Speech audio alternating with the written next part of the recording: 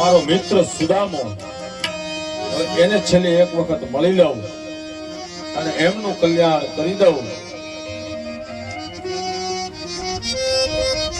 બસ પછી હું મારા વૈકુંઠ ધામને પામું. કારણ કે સુદામા ભગવાન સાથે રેમા હતા, એની સાથે ભણ્યા હતા, એની સાથે જીવા હતા.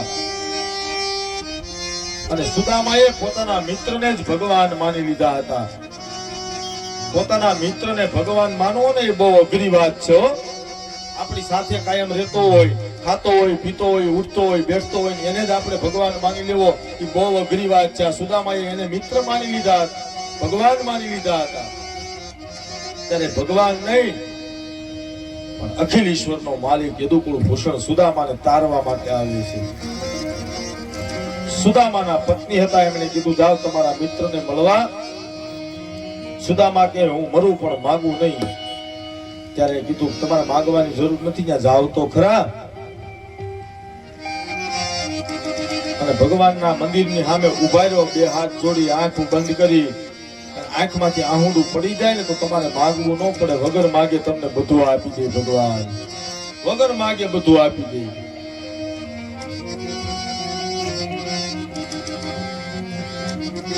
જેના ઘરની અંદર ખાવા ધાન નથી, પહેરવા કપડા નથી, આટલો ગરીબ સુદામા.